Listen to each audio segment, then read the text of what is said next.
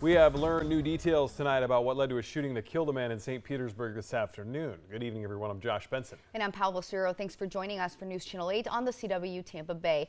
This happened at a house under construction on Farragut Drive North. News Channel 8's Marilyn Parker is live from the police department. Marilyn, what are police telling you tonight?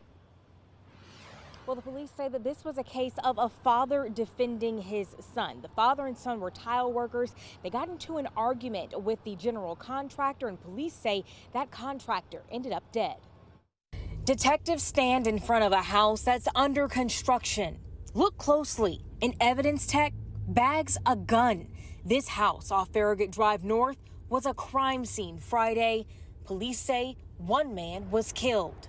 A neighbor we spoke with didn't want to be shown on camera, but says he was home when it happened. I did hear a couple of loud noises, but there's been so much construction going on over there for the last 6 months or so that I really didn't pay any attention to it until I saw all the police. St. Pete PD says there was an argument about payment between the general contractor, 38-year-old Mustafa Abdu, and a tile worker.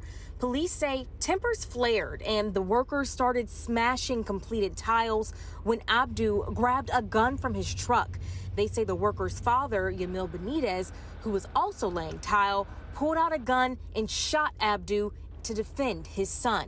It's very surprising to find that out, and it's very sad. We saw officers bring a few men back to the scene. They got into a truck with construction equipment on the trailer.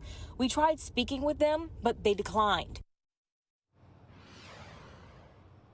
Investigators determined this was justifiable self-defense. Benitez was not arrested. We're live in St. Pete tonight. Marilyn Parker, 8 on your side.